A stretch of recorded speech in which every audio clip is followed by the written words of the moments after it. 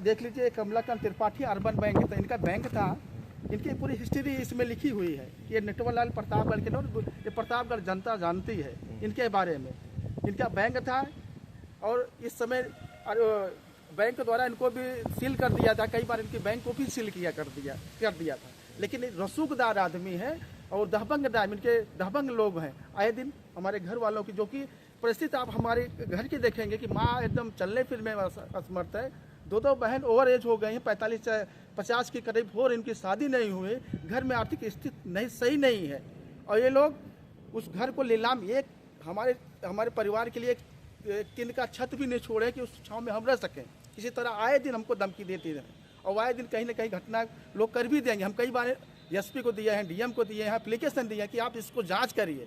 बस आपका मुकदमा चल रहा है, इसी के नाते हम लोग करते हैं। आए दिन कभी न कभी रहे तो हमें जरूर न्याय मिलेगा। हम चंद्रशेखर भाई से कहेंगे कि जाके लोकसभा में इस बात को उठाएं ताकि इस गरीब हमको हमारे परिवार को न्याय मिले। हम तो गैर त्यागी हैं, लेकिन परिवार मेरा कहाँ जाएगा?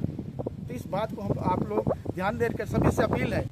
मेरा नाम सुजीत भंते है, मैं चिलबिला बुद्ध विहार में रहता हूँ और इसी के नाते, इसी धर्म के नाते हम लोग, पहली बात तो धर्म के नाते, दूसरे जाति के भी नाते मैं प्रताड़ित हो रहा हूँ। मैं तमाम आला अधिकारी के ऑफिस में गया, अपनी बात रखा, लेकिन ये लोग विषयों के नाते या जात के नाते हमको इग्नोर करते हैं। मामला क्या है? मामला ये है कि हमारी पुश्तैनी ज़मीन है सर जी, हमारी पुश्तैनी ज़मीन को इन्होंने टुकड़े टुकड़े में बेच दिया, जो कि हमारे घर की ज़मीन था। अवैध लोगों को खड़ा करके इन्होंने ज़मीन को अदर राष्ट्रों में बांट के और आए दिन हमको धमकी देते हैं। कौन वो लोग हैं जो धमकी आपको देते हैं? ये देख लीजिए, कमलाकांत त्रिपाठी अर्बन बैंक था, इनका बैंक था। इनकी पूरी हिस्ट्री इसमें लिखी हुई है। ये नटवरलाल प्रतापगढ़ के लोग, ये प्रतापगढ़ जनता जानती है इनके बारे में। इनका बैंक था और इस समय बैंक द्वारा इनको भी सील कर दिया था। कई बार इनकी बैंक को भी सील कर दिया था। लेकिन रसूखदार आदमी है और दहबंग टाइम, इनके दहबंग लोग हैं। आए दिन हमारे घर वालों की जो कि परिस्थिति आप हमारे घर की देखेंगे कि माँ एकदम चलने फिरने में असमर्थ है। दो बहन ओवर एज हो गई हैं, 45-50 के करीब हो, इनकी शादी नहीं हुई। घर में आर्थिक स्थिति नहीं सही नहीं है और ये लोग उस घर को नीलाम, एक हमारे परिवार के लिए टिन का छत भी नहीं छोड़े कि उस छांव में हम रह सकें। इसी तरह आए दिन हमको धमकी देती है और आए दिन कहीं ना कहीं घटना लोग कर भी देंगे। हम कई बार एसपी को दिए हैं, डीएम को दिए हैं, एप्लीकेशन दिए हैं कि आप इसको जांच करिए। बस आपका मुकदमा चल रहा है, इसी के नाते हम लोग करते हैं। आए दिन कभी न कभी घटना घट सकती है सर जी। तो हम आवेदन करते हैं सभी आला अधिकारी को, इस घटना के पहले अगर आप सतर्क नहीं होंगे तो बहुत बड़ी हम कुछ न कुछ हमारे परिवार में या भाई को, एक भाई मेरा मारा ही गया, एक भाई हमारा मारा गया, उसको लोग गलत तरीके से दिखा दिए। कहीं ना कहीं लोग धमकी भी दे रहे हैं। हो सकता है कि हमारे साथ अनहोनी और होगा भी, हमको मालूम है। ये लोग रसूलदार हैं, दबंग लोग हैं, हर जगह वर्चस्व इनका है। आए दिन हम लोग को धमकी देते रहते हैं सब चीज़। तो मुख्यमंत्री योगी से भी आपने अवगत कराया, पत्र वगैरह लिखा?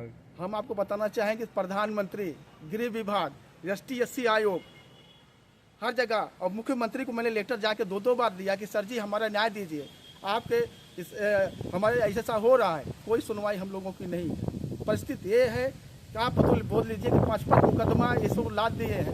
हमारी स्थिति खाने के लिए हमको क्या न्याय तो बिल्कुल उम्मीद नहीं। हमारे 55 मुकदमा चल रहा है, खाने को हमारे पास नहीं है, अब लड़ कहाँ पाएंगे?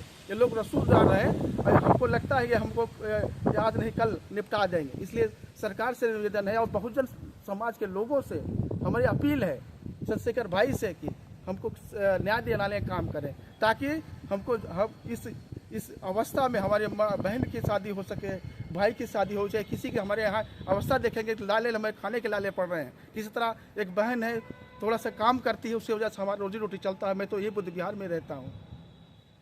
तो ये देख सकते हैं, ये यथा स्थिति बनी है प्रतापगढ़ जनपद की। ये तस्वीरें हैं और इनका कहना है कि मुख्यमंत्री योगी, प्रधानमंत्री नरेंद्र मोदी और ST-ST आयोग, डीएम, एसपी, तहसीलदार, ऐसा कोई अधिकारी नहीं जिनको इन्होंने पत्र न लिखा हो और न्याय की गुहार न लगाई हो। जनाब, ये तमाम पत्र लिखने के बावजूद भी इनकी ये यथास्थिति हुई। इनकी ज़मीन को जो है जबरन हड़पा गया है और हड़पने के बाद इनकी ज़मीन को नीलाम कर दी गई है। और उस पर आप देखिए काम चले, फर्जी परमिशन है। आप देखिए डीएम बिना अनुसूचित कलेक्टर के परमिशन से, ये कलेक्टर के परमिशन से 80 की जमीन नहीं लिया जा सकता। लेकिन समस्या है इसकी जांच कौन करे? जांच के नाम पे ये हो ही नहीं। जिस दिन जांच हो जाएगा उस दिन पता चलेगा कि फर्जी परमिशन है, जो कि फहरिस्त में उस पे दर्जे नहीं है। इसी के आधार पे 5-5 मुकदमा, सिर्फ इस कागज के आधार पे 5-5 मुकदमे मेरे चल रहे हैं। अब सोचिए क्या न्याय मिलेगा हमको। तो इस आधार पे हम लोग चल रहे हैं। अब सोचिए इसमें करके हम लड़ के कहाँ पाएंगे, घर में कोई कमाने वाला है नहीं। अब 5-5 मुकदमा, हमको न्याय क्या मिलेगा? सबसे पहले बात ये बात है। इसलिए अगर सतर्कता विभाग कोई कर जांच करे तो हमें जरूर न्याय मिलेगा। हम चंद्रशेखर भाई से कहेंगे कि जाके लोकसभा में इस बात को उठाएं, ताकि इस गरीब, इस हमको, हमारे परिवार को न्याय मिले। हम तो गैर त्यागी हैं, लेकिन परिवार मेरा कहाँ जाएगा? तो इस बात को हम आप लोग ध्यान देकर सभी से अपील है कि हमको न्याय दिलाने का काम करें। मामला 2002 का है सर जी, और 2002 से अभी तक वैसे चल रहा है। अभी कोई कार्रवाई नहीं, सिर्फ तारीख है। जहाँ भी देखते तारीख हो जाती है और उनका तारीख होती है उनके। अब बताइए, मुकदमा के दरमियान वो लोग खतौनी बना के उसको नीलाम कर देते हैं। आप कहते हैं मुकदमा, आप कहते हैं कि आपको मुकदमा एविडेंस ले, हम कहाँ से ले आएंगे? क्योंकि गरीब आदमी को हमको लगता नहीं कि न्याय मिलेगा। न्याय उनको मिलता है जिसके पास पैसा होता है, जिसके पास पावर होता है। गरीब आदमी को न्याय मिलना पड़ा, जिसके लिए जुडिशरी को सोचना पड़ेगा कि इस बात को ध्यान दें कि हम लोगों को ऐसे गरीब को न्याय मिले, तभी तो न्याय बचेगा।